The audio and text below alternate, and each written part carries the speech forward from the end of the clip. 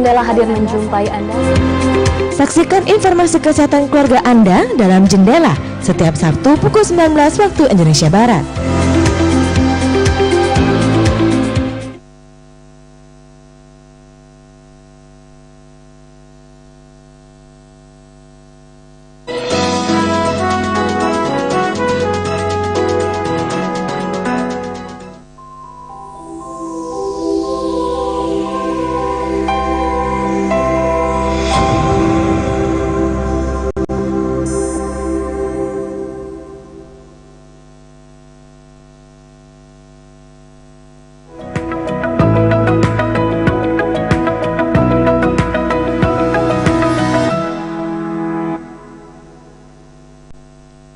Acara ini dipersembahkan oleh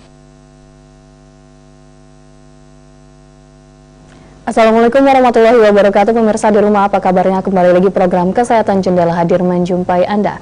Program Jendela membahas mengenai beragam permasalahan tentang kesehatan. Tentunya tema kita pada malam hari ini adalah pencegahan dan deteksi tumor mata ya. Ini dokter ya. Boleh ini dokter sedikit bercerita atau menjelaskan sedikit ini yang dimaksud dengan tumor mata ini sendiri itu seperti apa ini dok? Ya. Terima kasih Mbak Desti, selamat malam para pemirsa Suja TV. Pada kesempatan malam hari ini kita akan sharing ya, berbagi topik tentang deteksi dini tumor mata. Sebenarnya tumor mata itu kalau kita bicara angka kejadiannya cukup banyak ya. Bisa pada anak-anak dan juga bisa pada pada orang dewasa. Terkadang kita tidak bisa tidak ketahuan tanpa ada gejala, tiba-tiba sudah membesar, kemudian sudah sampai menyebar kemana-mana. Dan pada saat ini kami berkesempatan untuk hadir di sini untuk berbagi. Mungkin ada para pemirsa sekalian, ada yang ingin bertanya ataupun ingin berkonsultasi sedikit tentang kira-kira apa dan gejalanya, bisa kita bahas pada kesempatan malam hari ini ya. Jadi tumor mata sendiri itu ada yang jinak, ada yang ganas. Jadi kalau yang dia sifatnya jinak, dia tidak akan tumbuh dalam waktu yang cepat. Biasanya akan progresif dan agak lumayan lama, bisa bertahun-tahun. Mungkin dari ukuran yang kecil, dari sebesar biji kacang hijau, kemudian bisa sampai sebesar mungkin bola tenis. Kalau yang sampai membesar sedemikian lamanya gitu. Tapi kalau yang ganas, biasanya dia itu muncul dalam kondisi yang sangat cepat. Hitungannya minggu sampai beberapa bulan itu sudah sangat membesar sekali gitu. Dan kita sebagai orang yang harusnya bisa mengetahui ya kira-kira apakah ini bersifat ganas atau jinak, kita bisa melihat dari penampakannya. Biasanya kalau dia jinak itu dia permukaannya masih rata, masih sama dengan kulit seperti itu pada kelopak mata. Kemudian kalau misalnya dia tidak mudah berdarah atau dia masih tidak ada bulu mata yang rontok, biasanya kalau itu dikatakan dia masih jinak. Tapi kalau udah sampai ada gejala seperti kembang kol yang bumbunya itu sudah mulai agak berwarna seperti kehitaman atau berubah warna, berpigmennya lebih gelap atau dia disenggol mudah berdarah, itu kita bisa curiga bahwa itu suatu keganasan atau tumor yang bersifat ganas ya. Kalau kita lihat dari penampakannya, kemudian kita juga lihat dari gejala waktunya, kemudian juga apakah disertai dengan ada gejala-gejala yang lain seperti misalnya ada penurunan berat badan, nafsu makan menurun, atau misalnya ada keluhan-keluhan lain yang menyertainya seperti badannya tidak merasa nyaman, pasti ada sesuatu. Jadi itu boleh dibilang hal yang tidak alami ya, harus kita periksakan ke dokter seperti itu. Oke, baik. Kalau untuk tumor mata ini sendiri memang ada jinak dan juga ganas ya dokter ya. Dan untuk membedakannya sendiri itu pun masih belum bisa untuk secara kasat mata sendiri ya ini dokter ya. Baik dokter, kalau untuk yang menyebabkan tumor mata ini sendiri ini dokter, itu apa dok? Ya, sampai sekarang kalau kita bicara mengenai tumor ya Mbak Desti ya, tumor bawah, sampai sekarang tuh belum tahu penyebab pastinya apa. Banyak sekali diduga-duga ya, salah satunya ada faktor keturunan, kemungkinan seperti itu, kemudian ada faktor radiasi dari pola makan, kemudian juga sinar matahari, itu semua menjadi satu berkolaborasi. Karena negara kita negara tropis, otomatis sinar UV itu sangat tinggi sekali dan itu berdampak bagi pertama kulit sendiri sebagai pelindung daripada organ tubuh kita, terutama di sekitar kelopak mata. Kemudian dari pola makan, misalnya banyak makan makanan yang mengandung pengawet, itu juga berpengaruh juga terhadap sel-sel yang dalam tubuh kita sendiri itu harusnya dia tidak mengalami perubahan bentuk mengalami perubahan ukuran, dia berubah sifat. Nah itu yang kita kenal nanti bersifat, nanti dia berubah menjadi satu hal yang berbahaya, mengancam, mungkin dari ukuran yang sedikit menjadi besar dan menjadi berbahaya. Oke, baik dokter. Dan untuk pencegahan dan deteksi tumor mata ini sendiri nanti kita akan berbincang-bincang kembali dokter. Dan untuk pemirsa di rumah yang ingin berinteraktif bisa di 0711 364 111. Kami akan kembali tetap di Jendela.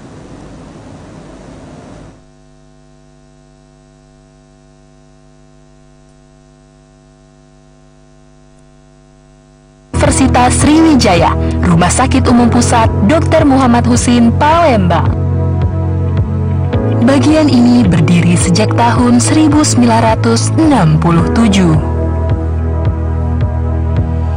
Bagian Ilmu Kesehatan Mata, Fakultas Kedokteran Universitas Sriwijaya, Rumah Sakit Umum Pusat Dr. Muhammad Husin, didukung oleh 15 dokter spesialis mata dari 11 subdivisi yang berbeda. Saat ini, Dr. Haji Elza Iskandar, spesialis mata, subspesialis rekonstruksi okuloplasti dan onkologi, Magister Administrasi Rumah Sakit, selaku Kepala Bagian Ilmu Kesehatan Mata, Dr. Ramzi Amin, spesialis mata, subspesialis Vitreoretina, selaku Koordinator Program Studi Ilmu Kesehatan Mata, bersama dengan staf dokter spesialis mata lainnya bekerja sama dalam membangun pelayanan kesehatan mata. Kami telah melahirkan ratusan spesialis mata profesional dan tersebar di seluruh pelosok Indonesia demi memberikan pelayanan terbaik bagi kesehatan masyarakat. Kami memiliki beberapa layanan subspesialis yang terdiri dari Divisi Infeksi dan Imunologi, Divisi Lensa, Divisi Glaukoma, Divisi Vitreoretina, Divisi Neurooftalmologi, Divisi Tumor, Divisi Rekonstruksi, Divisi Pediatri Oftalmologi dan Strabismus, Divisi Refraksi, dan Divisi Oftalmologi Komunitas. Bagian Ilmu Kesehatan Mata telah terakreditasi oleh Lembaga Akreditasi Mandiri Pendidikan Tinggi Kesehatan Indonesia dengan nilai A. Terlepas dari masa pandemi, kami melakukan penyesuaian untuk tetap menjaga standar kompetensi demi menciptakan dokter spesialis mata yang kompeten dan berkomitmen untuk mengutamakan kesehatan pasien. Fasilitas pelayanan kesehatan mata yang kami berikan terdiri dari poliklinik rawat jalan, layanan rawat inap, layanan gawat darurat, dan tindakan operasi. Kami melakukan pengkajian yang komprehensif dan sistematis dalam setiap layanan yang tersedia. Semua upaya kami dedikasikan demi mewujudkan pelayanan kesehatan yang berkualitas sesuai dengan kebutuhan masyarakat saat ini. Kami juga memiliki kegiatan rutin staf konsulen dan residen bagian Ilmu Kesehatan Mata Fakultas Kedokteran Universitas Sriwijaya. Di antaranya adalah laporan harian, journal reading, laporan kasus, dan riset yang bertujuan meningkatkan kompetensi akademik, serta turut aktif berpartisipasi dalam acara ilmiah, acara kesenian, acara olahraga, dan acara edukasi komunitas. Bersama-sama membangun masa depan yang lebih baik dengan bagian Ilmu Kesehatan Mata Fakultas Kedokteran Universitas Sriwijaya, Rumah Sakit Umum Pusat Dr. Muhammad Husin, Palembang.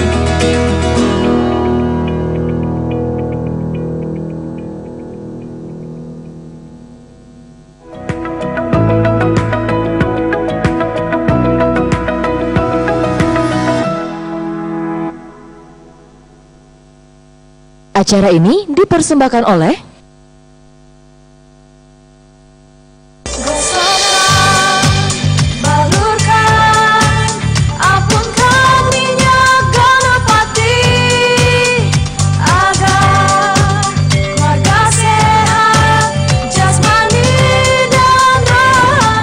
Dimanapun, saya selalu siap membawa minyak gosok Ganapati.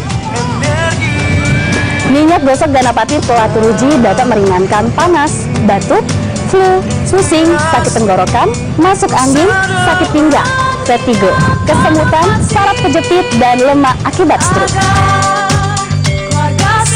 Minyak gosok Ganapati mengandung tatormil, bisa menghangatkan dan juga melegakan pernapasan. Ayo manca-bica dolor galo-galo, coba ke minyak gosok Ganapati, solusi untuk keluarga sehat.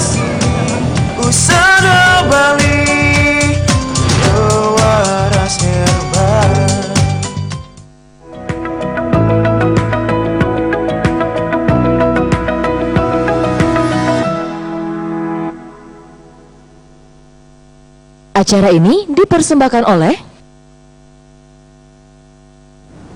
Kembali lagi di Jendela pemirsa, masih bersama Dr. Yani Erna SPM Subspesialis RUU dari Rumah Sakit Muhammad Husin Palembang, dan tentunya masih dengan tema kita pencegahan dan deteksi tumor mata. Untuk pemirsa di rumah yang ingin berinteraktif bisa di 0711364111. Baik dokter, kita lanjutkan kembali ini dokter ya. Kalau untuk tumor mata ini sendiri dokter, kalau untuk usia sendiri, berapa usia yang bisa terkena tumor mata ini dokter? Di usia berapa? Ya bisa dari anak-anak Mbak sampai orang dewasa ya. Anak-anak itu biasanya kalau yang kita kenal ada yang tumor ganas pada anak-anak yang menyebabkan angka kebutaan karena atau angka kematian. Dia nomor 3 kasusnya pada anak-anak, yaitu tumor ganas berasal dari retina. Kita kenal dengan tumor retinoblastoma atau kita kenal dengan mata kucing. Jadi klinisnya kita lihat pada anak biasanya usia bisa sampai 1 tahun. Itu dia muncul kalau kita pada malam hari kita kena cahaya lampu, dia akan terlihat seperti ada sinarnya, seperti ada lampu senter yang berwarna kemerahan ya. Nah itu menjadi berwarna putih. Itu biasanya bisa sampai usia 1 tahun sampai 3 tahun tuh ada kejadiannya seperti itu. Dan ini kadang-kadang sebagai orang tua, keluarga sendiri yang tidak memahami kondisi itu, karena kan nggak ada keluhan, tidak bergejala, dan dia hanya kelihatan seperti anyaman-anyaman aja gitu loh. Tapi kalau kita harus teliti dan kita lihat kok aneh ya, katanya, kok kalau kayak mata kucing malah kan bersinar ya seperti ada lampunya. Nah itu jangan sampai itu kita abaikan, gitu. Harus kita cepat kita bawa, kita cek ke puskesmas ataupun ke rumah sakit terdekat untuk dilihat apakah ini satu penyebabnya, apakah memang karena tumor ganas pada retinanya atau mungkin penyakit lain. Itu pada yang anak-anak. Kalau pada orang dewasa biasanya bisa muncul itu dikenali dengan adanya kelainan pada kelopak mata. Jadi seperti ada telalat kecil, kemudian seperti ada yang membesar ukurannya, kemudian sampai dia mulai masuk ke dalam bola matanya sendiri, dari awalnya dari kelopak sampai bisa sampai ke dalam isi bola mata sendiri, bahkan dia bisa sampai ke bawah, ke belakang-belakangnya gitu. Itu yang sering kita temukan. Oke, baik. Berarti dari untuk usia sendiri itu memang dari anak-anak sudah bisa terkena ya, ada dokter, ya, untuk tumor mata ini sendiri kasusnya. Baik dokter, kalau untuk tumor mata ini sendiri dokter, di bagian mana ini dokter tumor mata ini bisa terkena tumor mata ini sendiri? Dia bisa di semuanya Mbak, mulai dari posisi kelopak sendiri, ada kelopak mata, kemudian ada di bagian otot-ototnya sekitarnya, kemudian dari isi bola mata sendiri, jadi mulai dari depan sampai ke belakang sih. Nah karena itu mata ini kompleks, organnya yang sangat mungkin kecil gitu ya, tidak bisa kita tidak bisa kita pahami gitu kalau nggak kita periksa gitu.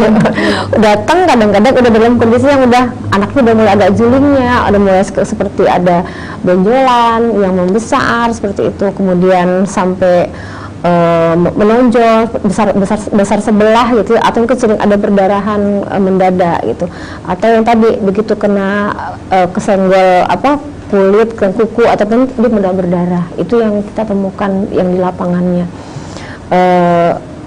Yang kita temukan itu sudah dalam kondisi yang tidak masih kecil-kecil gitu, jarang sekali yang masih minimal sekali bentukannya gitu. Kalau yang kasus-kasus yang ganas ya, tapi kalau yang jinak itu seperti ada bintik kecil, telalat seperti biasa itu ada orang-orang yang peduli, dia datang ke berobat tuh bisa ini telalat itu gimana sih dok, bahaya apa tidak gitu loh. Ternyata ada 2 macam telalat itu, ada yang telalat yang sifatnya dia hanya sekedar tidak membesar seperti itu saja dari bawaan lahir sampai usia berapa itu nggak bertambah-tambah, ya udah kita hanya observasi saja. Tapi kalau dia mulai menutup bola mata, mengganggu penglihatan sampai bisa mengancam sifatnya yang menggerogoti ya, atau misalnya masuk ke dalam jaringan yang lebih dalam lagi, nah itu harus kita lakukan tindakan seperti itu. Tidak hanya di observasi, tapi ada tindakan lanjutannya. Mungkin dengan diangkat, dibersihkan dengan kita bilang tuh dengan laser mungkin, atau dengan teknik pembedahan. Oke, baik. Berarti untuk bagian-bagiannya sendiri memang kalau untuk tumor mata itu berarti memang bisa di retina ya, Dok? Bisa ya? salah satunya. Bisa di retina, bisa di kelopak mata juga bisa, ya, Dokter ya. Tapi kasus yang paling banyak itu di bagian mana, Dokter, kalau untuk tumor mata ini? Kalau sendiri? anak itu di retina mata, yang tadi saya bilang tumor mata kucing. Kemudian kalau orang dewasa itu pada kelopak biasanya. Atau juga bisa di bagian yang agak ke belakang sedikit ya, di bagian tapi agak susah nyebutnya itu karena ilmiah sekali. Mungkin yang ketahuannya itu kalau ada benjolan. Nah itu yang orang udah mulai ngerasa tidak nyaman. Oke, baik. Dokter, kita ada penelpon, kita angkat dulu sebentar ya, silakan. Dokter. Halo, selamat malam. Halo, selamat malam. Halo. Ya, selamat malam Bapak Hafiz. Silakan Bapak, ada yang ingin ditanyakan? Halo. Ya, halo Bapak. Mau nanya nih. Ya, boleh, silakan Bapak Hafiz. Kecilnya Mbak. Mau nanya nih, ini apa? Saya ini pernah meriksa mata sih. Min saya ini 0,50. Pertanyaan saya, kalau lama-lama tak periksa, minyak bertambah atau tidak? Saya nanya ke dokter, itu benar atau tidak? Saya pernah meriksa mata, min saya itu 0,50. Bu, katanya kalau tidak sering periksa atau berkacamata, lama-lama min itu bisa bertambah dari 50 hingga 100, malahan lebih parah. Betul atau tidak itu, Mbak? Baik, terima kasih Bapak Hafiz. Salam untuk keluarga di rumah. Ya. Baik. Nggak apa-apa Mbak Nggak Desi, apa-apa. ini di luar konteks ya. Silakan dokter. Jadi kalau untuk mata minus, kita harus lihat dulu usia sebenarnya. Minus itu kalau kita kenali sebagai rabun jauh ya. Jadi kalau ada ukuran kacamata yang ukuran minus, itu rabun jauh biasanya. Dan itu kalau usia pada anak-anak itu bisa bertambah dari usia dia bisa sampai dari usia 18 tahun dia biasanya stabil, nggak ada perubahan-perubahan lagi. Tapi kalau pada orang yang agak dewasa atau mungkin memang dia ada kelainan yang lain, itu minus itu sendiri tidak berdiri sendiri biasanya. Jadi dia bisa berubah-ubah ukurannya tergantung dari perkembangannya. Saya kurang paham tadi Pak Hafiz usianya berapa ya Pak? Kalau misalnya dia usianya dewasa, biasanya kita akan pastikan tiap 6 bulan sekali untuk dicek up ulang, karena ukuran kacamata itu berubah-ubah sesuai dengan kondisi akomodasi mata masing-masing orang yang tidak sama gitu. Kalau memang Pak Hafiz ada kesempatan waktu, monggo silahkan datang ke rumah sakit kita akan periksa sesuai dengan prosedurnya. Sebenarnya memang harus dicek ulang, karena mata ini sebagai alat bantu penglihatan sebenarnya. Kalau untuk kacamata sendiri, kalau kita pakai yang nggak sesuai akan timbul keluhan seperti berair, kemudian ada sakit kepala, agak berat di sekitar sini, kemudian dia akan terasa tidak nyaman untuk fokus melihat jauhnya. Mungkin kesempatan kalau ada waktu untuk cek ulang lagi ke rumah sakit terdekat ya, karena untuk memastikan kembali apakah ukuran yang kemarin itu masih stabil atau tidak gitu. Biasanya ada perubahan sih sesuai dengan kebiasaan sehari-hari, usia juga pengaruh, kemudian juga kebiasaan melihat masyarakat seperti itu akan berpengaruh juga. Ya. Semoga bisa bermanfaat ya ini untuk Bapak Hafiz ya dokter. Baik dokter, kalau kembali lagi kita untuk pencegahan dan deteksi tumor mata ini sendiri dokter ya. Kalau untuk tumor mata ini sendiri, apakah pemicunya ini bisa terjadi seperti pernah adanya kecelakaan atau benturan-benturan di mata ini dokter? Apakah bisa menjadi pemicu ini dokter? Kalau pemicu untuk tumor ganas ya, kalau kita kadang-kadang orang analoginya bahwa tumor itu pasti ganas gitu ya. Sebenarnya tumor itu bisa ganas. Cuma kalau kita bicara tentang pandangan awam itu kita bilang kanker. Nah, kanker itu pada anak-anak juga bisa dicetuskan oleh karena benturan trauma. Itu tumor yang kita sebut dengan rhabdomyosarcoma. Jadi misalnya ada anak jatuh dari sepeda mungkin atau dia kepalanya kebentur batu atau apa, kok setelah itu timbul benjolan pada mata, itu bisa. Tapi kalau orang dewasa setelah terjadinya benturan itu bukan masalah tumornya, tapi biasanya mengenai saraf matanya. Yang secara kalau memang itu kejadiannya cukup lumayan berat, bisa mengenai saraf mata, bisa mengenai organ-organ penting di bagian di tubuh sendiri. Setelah trauma pasti ada efeknya. Jadi tidak hanya aman-aman saja nih, terutama misalnya kecelakaan lalu lintas. Mata itu ada pelindungnya, ada tulang, ada ototnya, kemudian juga ada lensanya, ada saraf mata sendiri, kemudian dia ada badan kacanya. Semua itu akan terjadi pengaruh semuanya secara berkesinambungan. Kalau memang ada benturan, sedapat mungkin, apalagi disertai dengan pandangan kabur, harus segera diperiksa. Karena kita mencegah komplikasi lanjut dari benturan tersebut. Syukur-syukur nggak terjadi kerusakan saraf gitu loh, masih bisa kita perbaiki mungkin dengan pengobatan yang seperti biasa atau dengan tindakan-tindakan yang lain. Perlu pemeriksaan lanjutan juga, mungkin kita lakukan pemeriksaan untuk CT scanning untuk melihat apakah tulangnya bagus atau tidak, ataukah ada saraf mata yang mengalami terjepit atau dia terperangkap karena benturannya. Mungkin itu Mbak Desti. Oke, baik, berarti memang kalau untuk benturan-benturan yang akan terjadi itu pun memang kita harus memeriksakannya kembali ya dokter ya, apakah terkena saraf atau tidak, apakah ada yang lain yang memang terkena di bagian mata ya khususnya ya dokter. Baik dokter, kalau untuk gejala tumor mata ini sendiri dokter, itu apa saja untuk kalau gejala yang bisa terjadi ini dokter? Ya, kalau gejala yang bisa kita temui biasanya ada sesuatu yang menyebabkan pertama ada benjolan. Itu yang tampak dari luar ya. Benjolan itu mungkin bisa di tepi kelopak atau mungkin di bagian bawahnya lagi dekat ototnya, atau mungkin yang tadi kalau di bagian belakang ya retina kan akan sulit terlihat. Nah kalau itu dia awalnya kecil tidak akan terlihat secara kasat mata, tapi kalau makin lama dia mulai kelihatan kecil seperti mata kucing tadi ya.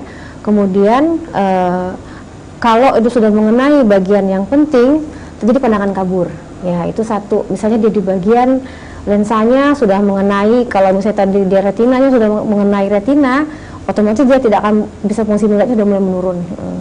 Kalau dia di kelopak mata mungkin menutup bagian bola mata sendiri.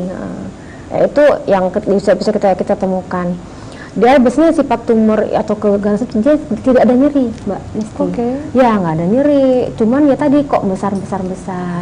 Kalau kemudian disertai dengan kalau dia di sekitar kelopak ya tadi munculnya itu ya seperti dindingnya tidak mulus gitu loh. Jadi semacam ada benjolan yang tidak rata permukaannya, disertai dengan bulu mata yang rontok kalau di sekitar kelopak mata.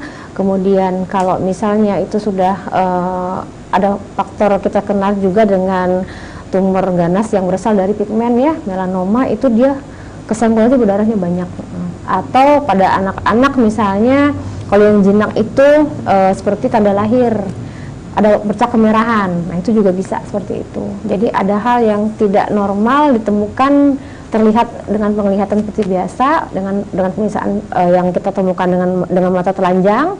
Tapi nanti kalau itu mulai ada keluhan, ada gambaran pandangan kabur, kemudian terlihat tidak bisa fokus lagi, ada juga dengan keluhan juling, itu kadang-kadang muncul seperti itu gitu. Jadi banyak gejala yang bisa kita temukan. Tetapi kadang-kadang di kenyataannya di lapangan itu tidak seperti itu gitu loh. Datangnya udah dalam kondisi sudah berbahaya. Karena orang kan tidak waspada, tidak mengerti dan tidak paham. Baik, berarti memang untuk tumor mata ini sendiri memang untuk si pasien sendiri atau si penderita memang tidak mengetahui ya dokter ya. Untuk gejala-gejalanya pun sedikit sekali untuk bisa. Kalau masih ringan. Yang itu yang masih ringan ya dokter ya. Dan pada saat datang pun untuk konsultasi memang sudah untuk tingkatannya sudah parah ya mohon dokter. maaf, kadang-kadang mereka udah berobatnya ke alternatif. Itu juga sudah kita temukan. Jadi mereka udah pikir ini, wah ini kayaknya bisa deh berobatnya ke tempat lain yang memang mungkin bisa diberikan ramu-ramuan atau dilakukan tindakan-tindakan yang menurut mereka dari sisi pandangan awam ini bisa disembuhkan gitu loh. Begitu udah nggak bisa diapa-apain, baru datangnya ke rumah sakit.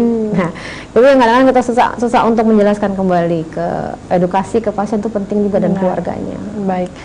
Baik dokter, kalau untuk tumor mata ini sendiri dokter, untuk tingkatannya, apakah ada tingkatannya sendiri Ada, dokter? ya. Ada yang kalau dia yang jinak, artinya kita hanya bisa kita menilai dulu jinaknya itu seperti apa.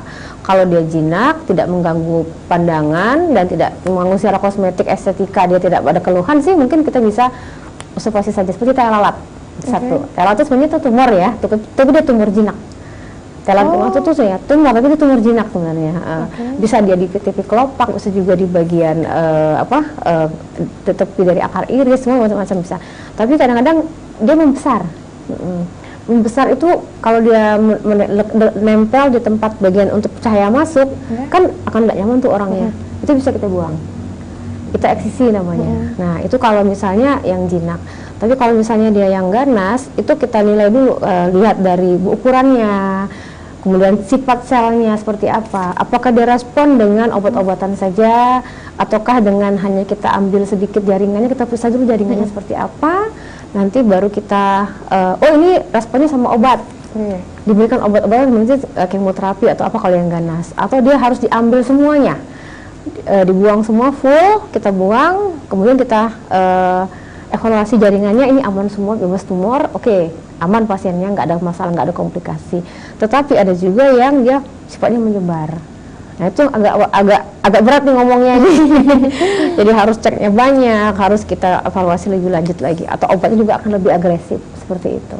Oke, baik. Kalau untuk tadi ada tai lalat di bagian mata ya dokter ya. Di bagian matanya itu kalau boleh lebih spesifik dokter, itu di bagian mata yang di yang mana ada ya dok? pigmennya Mbak.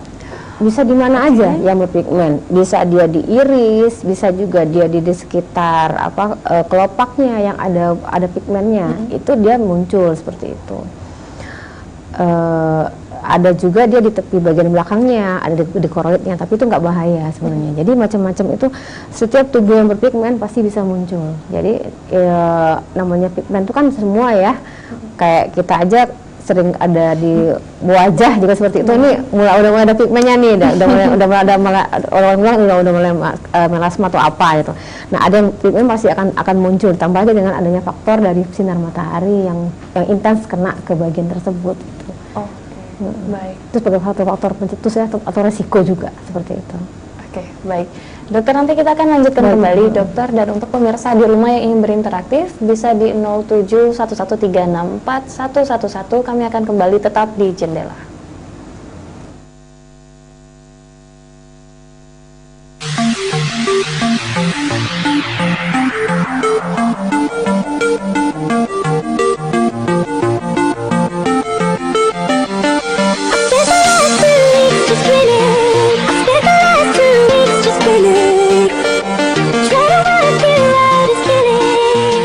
Halo, saya Dr. Indah Puspita, spesialis jantung dan pembuluh darah, konsultan ekokardiografi. Saat ini saya sedang berada di ruang ekokardiografi, unit diagnostik non-invasif Rumah Sakit Muhammad Hussein, Palembang. Penyakit jantung koroner merupakan salah satu penyakit yang memiliki angka kejadian yang cukup besar di Indonesia, bahkan di seluruh dunia. Yang menjadi tantangan adalah bagaimana penyakit jantung koroner dapat didiagnostik dengan akurat. Modalitas pencitraan merupakan target pemeriksaan untuk menentukan diagnosis penyakit jantung koroner yang terkini. Karena dengan teknik pencitraan, maka penentuan diagnosis tidak dilakukan secara invasif, dengan demikian mengurangi resiko pada pasien. Secara pencitraan, kita mengenal ada teknik ekokardiografi, yaitu dengan pemeriksaan stres ekokardiografi. Stres ekokardiografi dilakukan dengan memberikan beban pada jantung, sehingga akan mendapatkan informasi apabila jantung diberikan beban, apakah jantung akan merespon beban tersebut berupa tanda-tanda iskemia. Iskemia adalah bukti bahwa adanya penyumbatan pada penyakit jantung koroner, sehingga dengan mendapatkan tanda-tanda iskemia, maka kita akan dapat menegakkan diagnosis penyakit jantung koroner. Pemeriksaan stres ekokardiografi memiliki dua metode. Dapat dilakukan dengan pemberian beban dengan eksersis atau latihan, atau pemberian beban dengan melalui obat. Kami kenal dengan nama obat dobutamin atau pemeriksaannya bernama dobutamin stress echocardiografi. Stress echocardiografi adalah teknik pemeriksaan ekokardiografi yang membandingkan hasil pemeriksaan pasien pada saat istirahat dan pada saat diberikan beban.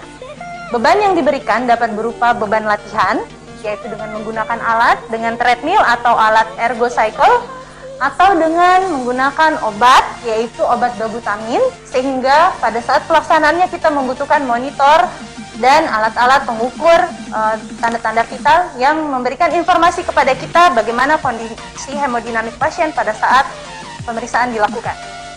Exercise stress echocardiografi adalah teknik pemeriksaan ekokardiografi dengan memberikan beban latihan pada pasien. Prosedur dimulai pertama-tama dengan memberikan penjelasan kepada pasien dan meminta persetujuan pasien untuk dilakukan tindakan exercise stress echocardiografi.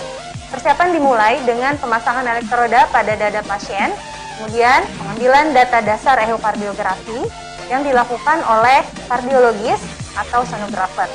Setelah data-data baseline atau data dasar sudah lengkap, meliputi pengambilan pada beberapa view ruang-ruang jantung untuk menilai gerakan jantung pada saat istirahat, pasien kemudian dipersiapkan untuk exercise atau latihan pada alat. Dengan menggunakan alat treadmill, pasien diinformasikan bahwa protokol yang diberikan akan berjalan dengan peningkatan kecepatan dan ketinggian alat treadmill, di mana pasien diharapkan dapat melaporkan setiap keluhan yang dirasakan, mulai dari nyeri dada, sesak napas, ataupun keluhan-keluhan anggota badan seperti kaki ataupun anggota gerak atas. Prosedur berjalan dengan memonitor peningkatan denyut jantung pasien, di mana target pemeriksaan adalah minimal mencapai 85% dari denyut maksimal untuk latihan, sesuai dengan umur pasien. Setelah target pemeriksaan tercapai, pasien segera kembali berbaring. Pemeriksaan echocardiografi segera dilakukan dengan mengambil view ruang-ruang jantung sebagaimana gambaran view yang diambil pada saat istirahat sebelumnya. Setelah pengambilan gambar selesai dan pasien dipastikan dalam keadaan stabil, maka pemeriksaan dinyatakan selesai. Pasien dapat beristirahat dan operator atau kardiologis akan melakukan analisis pada gambar-gambar hasil pemeriksaan stres echocardiografi untuk mendapatkan kesimpulan apakah respon atau tanda-tanda iskemi didapati pada pemeriksaan yang sudah berjalan. Bagi masyarakat yang memiliki resiko untuk menderita penyakit jantung koroner, misalnya berusia tua, memiliki penyakit darah tinggi atau hipertensi, penyakit diabetes mellitus atau kencing manis, kolesterol tinggi, atau obesitas, maka jangan ragu-ragu untuk mengakses layanan ini. Pemeriksaan stres echocardiografi hanya di Rumah Sakit Muhammad Hussein Palembang sebagai salah satu layanan unggulan dan dapat diakses oleh semua peserta BPJS.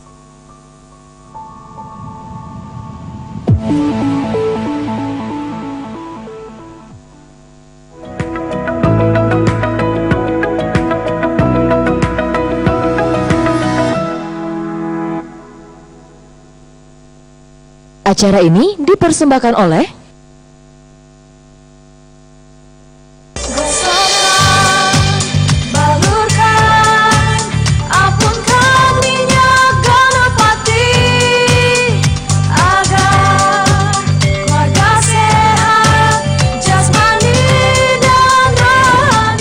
Dimanapun, saya selalu siap membawa minyak gosok Ganapati. Minyak gosok Ganapati telah teruji dapat meringankan panas, batuk, flu, pusing, sakit tenggorokan, masuk angin, sakit pinggang, vertigo, kesemutan, saraf kejepit, dan lemak akibat stroke. Minyak gosok Ganapati mengandung peppermint, bisa menghangatkan dan juga melegakan pernapasan. Ayo manca-bica dolor galo-galo, coba ke minyak gosok Ganapati, solusi untuk keluarga sehat.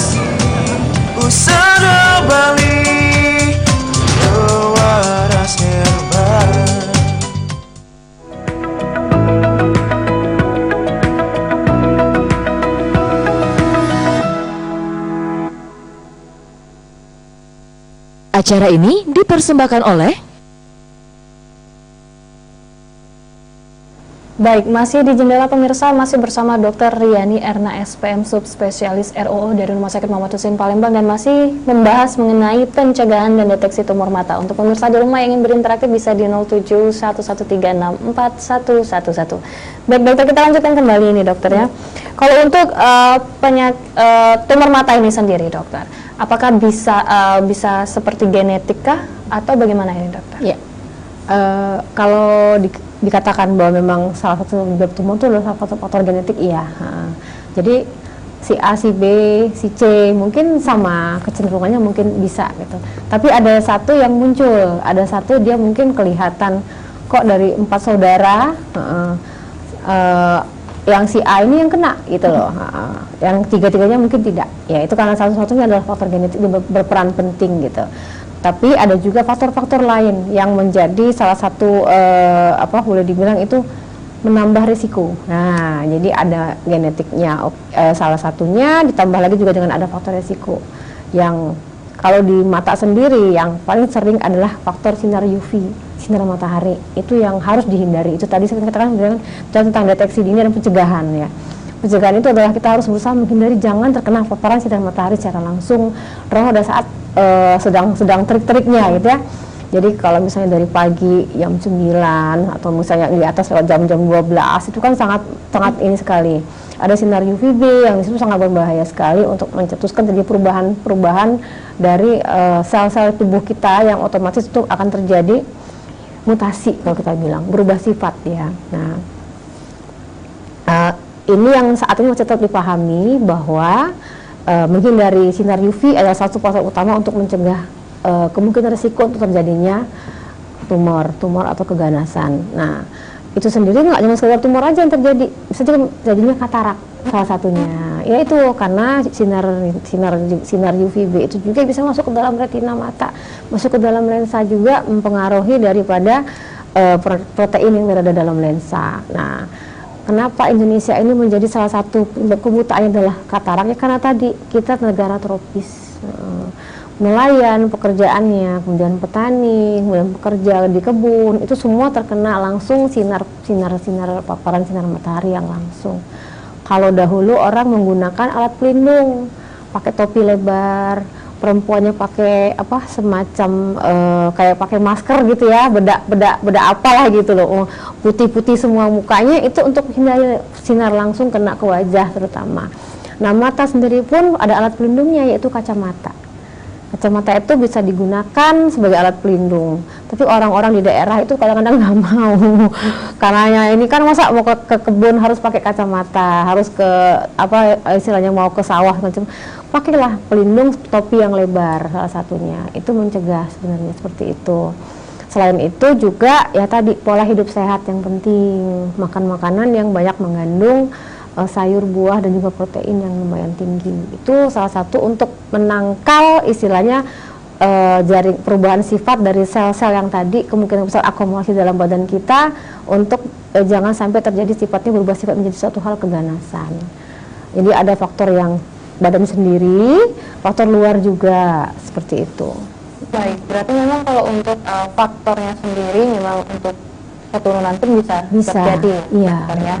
Baik, berarti kalau untuk zaman dulu kan memang safety-nya memang luar biasa ya dokter ya. Kalau sekarang ini ya matahari benar-benar dihadapin gitu ya, berjemur katanya. Benar. Baik, dokter, kalau untuk kasus penyakit tumor mata ini sendiri dokter, berapa banyak dokter kalau untuk di kota Palembang lah katakan? Kalau angka pasti sih kita belum ada datanya ya yang detail sekali gitulah. Cuman kalau untuk yang ganas pada anak-anak itu yang tadi saya bilang ada nomor 3 kejadian kanker ganas pada anak yang pertama kita kenal dengan leukemia ya. Kemudian saya juga lupa nomor 2, tapi yang 3 ini adalah kasusnya dengan tumor mata pada anak kita terkena retinoblastoma. Ini yang paling tinggi kejadiannya. Di Indonesia sendiri terutama masih termasuk negara-negara yang berkembang sama seperti di India, di Bangladesh, kita kasusnya masih lumayan banyak. Pertama karena katanya ada faktor gizi yang mempengaruhi juga, dan higienitas juga pengaruh. Nah, kalau orang dewasa kita kenal dengan tumor mata yang kita bilang itu dengan basal sel karsinoma atau karsinoma sel basal, itu bisa di semua tubuh, nggak cuma di mata, bisa juga di kulit, bisa juga di wajah, semua bisa kena.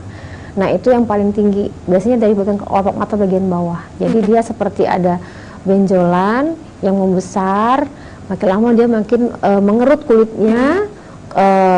Kalau misalnya dia ada empat tipe yang mana itu tergantung jenisnya, macam-macam. Ada seperti kehitaman, ada juga yang dia seperti jeruk purut gitu ya, ada yang dia seperti berdungkul, itu macam-macam datangnya itu. Nah itu yang kita kenal dengan BCC. Nah itu kasusnya banyak, Mbak.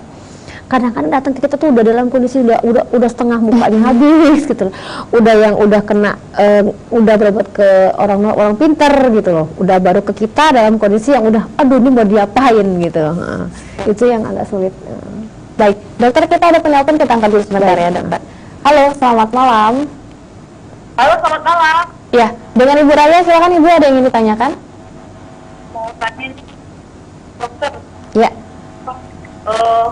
apakah pola hidup kita kayak saya lihat HP atau gadget gitu ya, berpengaruh nggak untuk diapain gitu? Ya. Itu untuk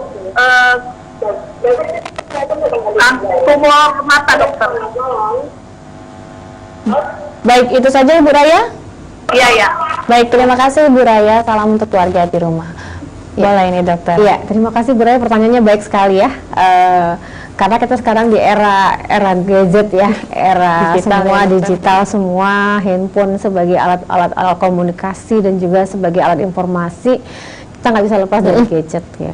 Tapi memang kalau untuk berdampak langsung terhadap kejadian tumor sampai sekarang belum ada penelitiannya. Tetapi yang berbahaya itu adalah efek daripada kita dengan kondisi mata sendiri, dengan saraf matanya, karena sama ada sinar yang keluar dari handphone, itu juga bisa mempengaruhi mata lelah salah satunya. Kita kenal dengan computer vision syndrome, jadi matanya mudah berair, kemudian dia sering rasa tidak nyaman, kemudian sering sakit kepala. Nah kalau pada anak-anak itu terjadi perubahan. Jadi tadi yang tadi pertanyaan Bapak tadi, jadi ukuran kacamata jadi berubah, jadi awalnya dia nggak ada rabun jauh, begitu sering menggunakan layar terus menerus, pakai handphone nonton drama Korea atau apalah pokoknya seperti itu, akibatnya akumulasinya berubah. Dia akan lebih fokus melihat dekat terus menerus, jauhnya jarang dipakai. Akibatnya begitu lihat jauh kok jadinya ada buram gitu loh. Karena matanya buram, nggak fokus melihat jauh. Nah ini semenjak 3 tahun terakhir, semenjak pandemi ini, kasus miopia ini banyak banget jadiannya. Kasus-kasus rabun jauh ukuran kacamata ini sangat tinggi. Nah ada anak-anak. Nah kita sarankan untuk pencegahannya nih, gimana kalau Ibu Raya punya anak atau punya keluarga, maksimal penggunaan layar itu cuma boleh 2 jam yang rutin ya, artinya yang nggak terlalu dikurangin lah intensitasnya, diturunkan mungkin cahayanya, pakailah di layar monitornya pakai anti radiasi atau dengan kacamata yang ada anti radiasinya boleh dipakai gitu, untuk mencegah tadi gangguan-gangguan yang bisa muncul karena layar monitor yang kita pakai sehari-hari. Kita bisa mencegah, tapi nggak mungkin kita mengabaikan era sekarang digitalisasi. Itu harus mau nggak mau harus pakai gitu. Selain itu, makan sayur dan buah, nutrisi yang cukup, istirahat yang cukup, itu untuk mencegah jangan sampai terjadi komplikasi yang nggak nyaman karena kelainan karena penggunaan layar tadi. Mungkin itu Bu Raya ya. Semoga bermanfaat untuk Ibu Raya. Dan memang salah satu pemicunya juga bisa terjadi ya dokter ya, untuk pemakaian gadget terlalu lama ya dokter. Baik dokter, kalau untuk pengobatan sendiri dokter untuk tumor mata ini, bagaimana untuk mengobati tumor mata ini sendiri dokter? Ya, kalau pengobatannya ya kalau dia dalam kondisi yang hanya jinak itu bisa kayak misalnya ada kita kenal dengan bintitan. Bintitan itu kan orang awam taunya itu kan kayak ada bintit di mata ya. Mitos katanya kalau suka ngintip orang mandi lah atau apa, itu nggak ada hubungan sama sekali. Itu namanya higienitas sebenarnya, kebersihan kelopak mata dan sekitar wajah seperti itu. Dan itu bisa dikompres air hangat, bisa dikarbit obat-obatan salep antibiotik, bisa sembuh gitu loh. Tetapi kadang-kadang ada yang harus dengan tindakan. Kalau udah lebih dari 2 minggu mungkin udah semakin membesar, mengganggu, sering ada meras dan lain-lain sebagainya, itu mungkin kita sudah tindakan lanjutan. Mungkin dibersihkan, dikeluarkan isinya, kemudian nanti dia diberi obat-obatan.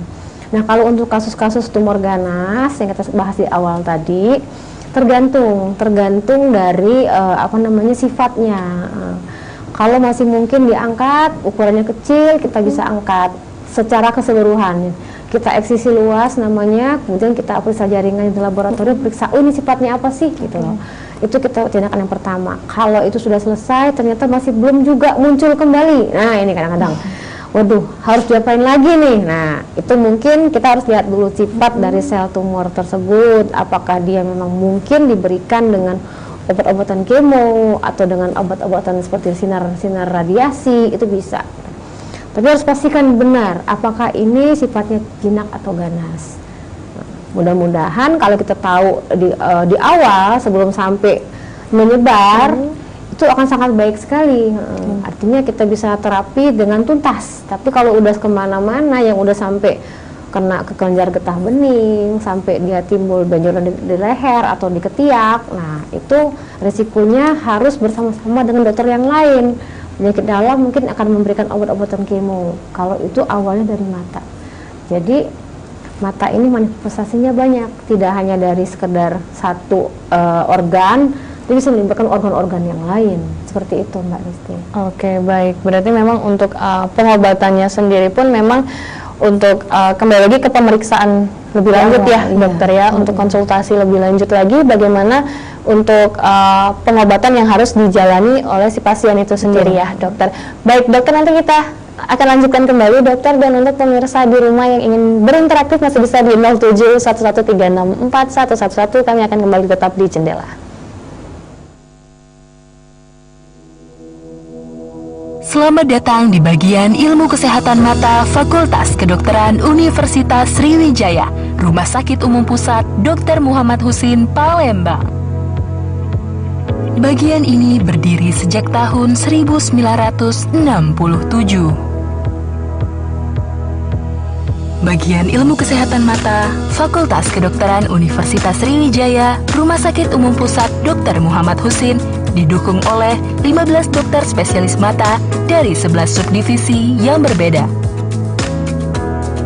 Saat ini, Dr. Haji Elza Iskandar, spesialis mata, subspesialis rekonstruksi okuloplasti dan onkologi, Magister Administrasi Rumah Sakit, selaku Kepala Bagian Ilmu Kesehatan Mata, Dr. Ramzi Amin, spesialis mata, subspesialis vitrioretina, selaku Koordinator Program Studi Ilmu Kesehatan Mata, bersama dengan staf dokter spesialis mata lainnya bekerja sama dalam membangun pelayanan kesehatan mata. Kami telah melahirkan ratusan spesialis mata profesional dan tersebar di seluruh pelosok Indonesia demi memberikan pelayanan terbaik bagi kesehatan masyarakat.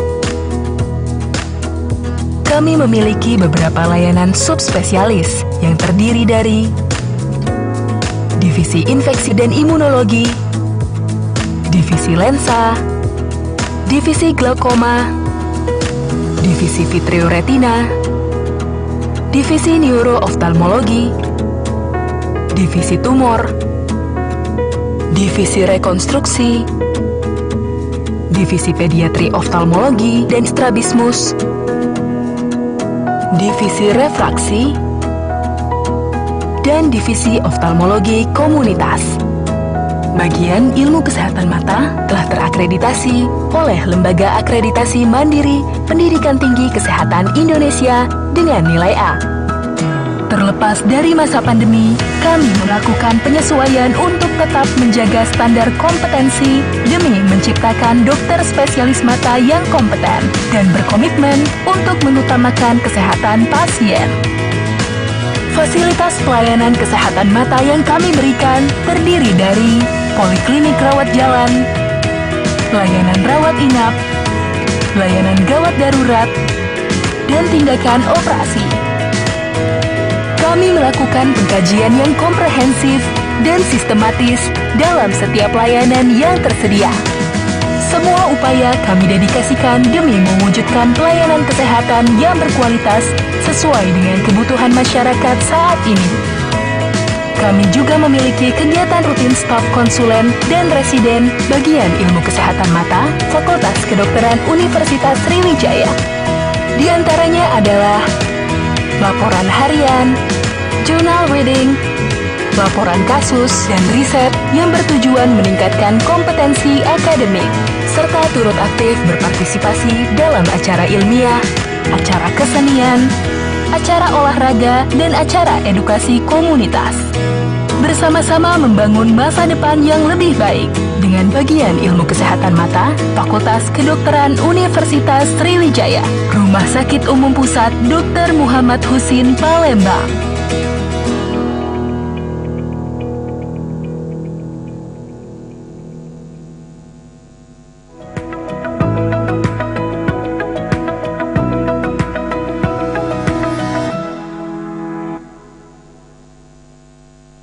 Acara ini dipersembahkan oleh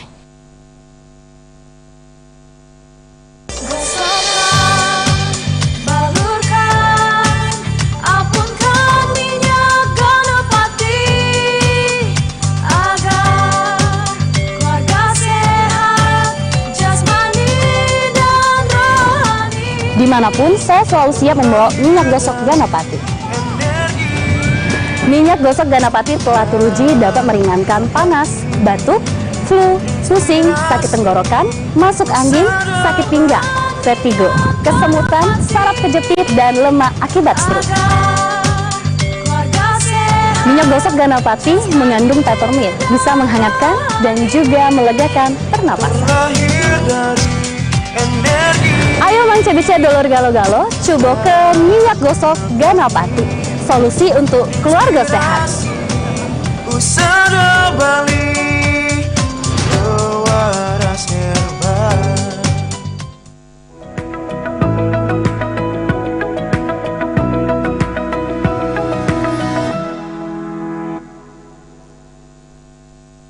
Acara ini dipersembahkan oleh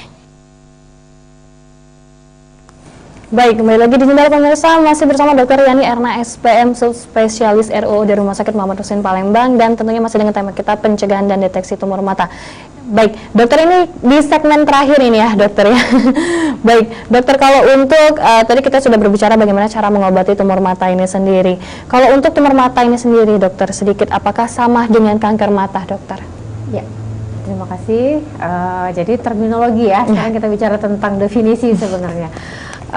Kalau merujuk ke arti, sebenarnya tumor adalah benjolan. Sementara kanker adalah sebenarnya tumor ganas. Jadi kalau kita bilang misalnya tumor itu bisa jinak, bisa ganas. Jadi kalau dia tumor itu dia biasanya dianalogikan dengan dia biasanya jinak.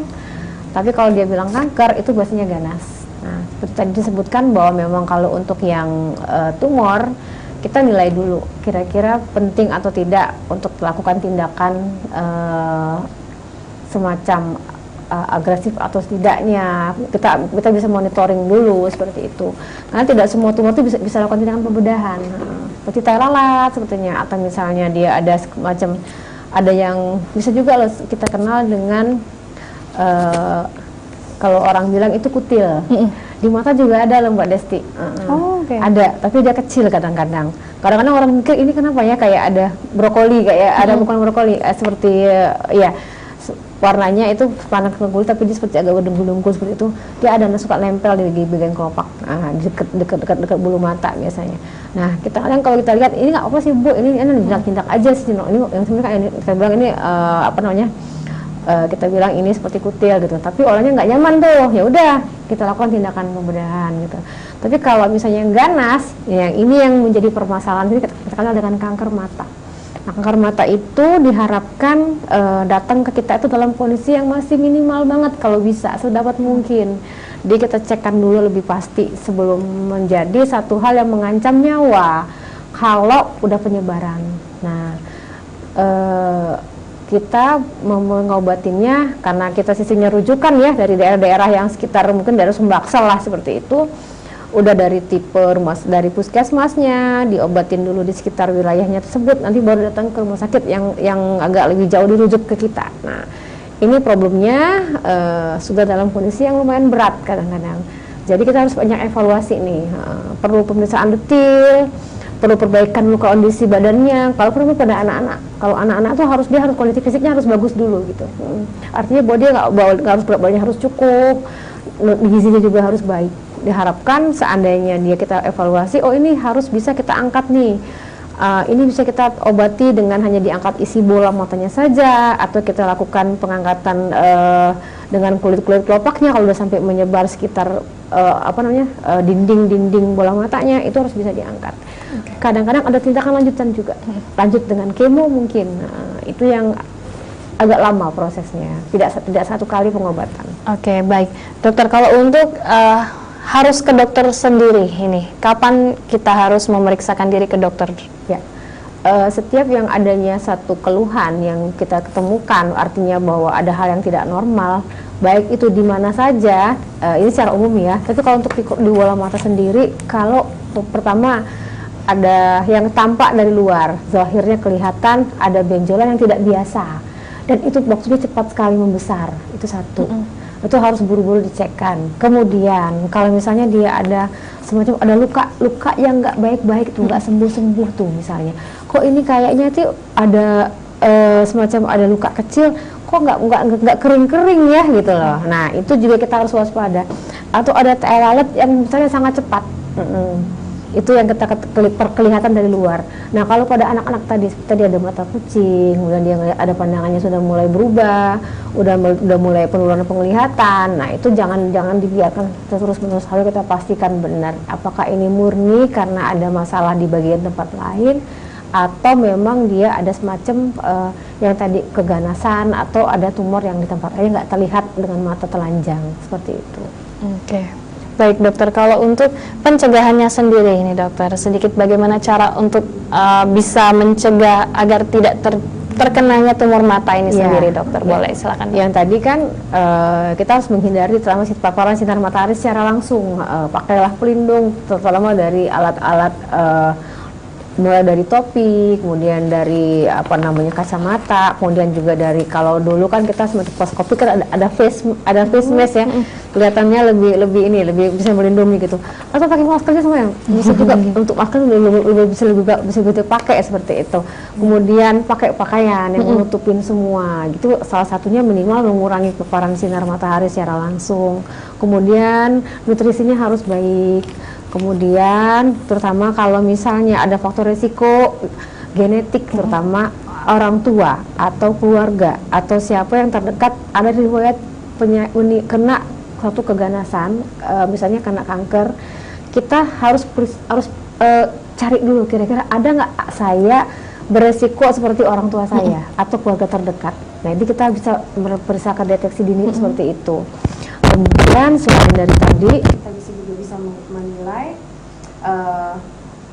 kalau misalnya ada faktor merokok salah satunya juga, itu berisiko juga terjadi perubahan sifat dalam pada kita sendiri, itu salah satunya diketahui memang ada resiko, sedikit resiko untuk jadi paparan kanker ya, terutama seperti itu.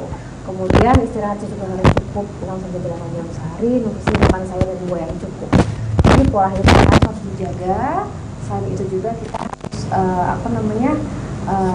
menilai, memeriksakan diri secara detail, baik itu secara umum maupun juga kalau ada keluhan lebih baik kita periksakan lebih baik.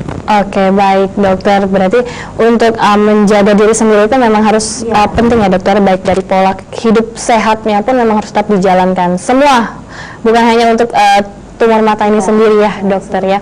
Baik, Dokter Yani Erna SPM Subspesialis RO, terima kasih banyak dokter sudah hadir pada malam hari ini dan berbincang-bincang ini terkait pencegahan dan juga deteksi tumor mata pada malam hari ini dokter. Dan pemirsa di rumah, demikian dialog kesehatan Jendela pada malam hari ini. Banyak sekali informasi yang bisa pemirsa dapatkan karena kami menghadirkan pakar yang ahli di bidangnya. Saksikan terus Jendela hanya di Sriwijaya TV. Saya Destin dari pamit undur diri. Terima kasih. Assalamualaikum warahmatullahi wabarakatuh. Selamat malam.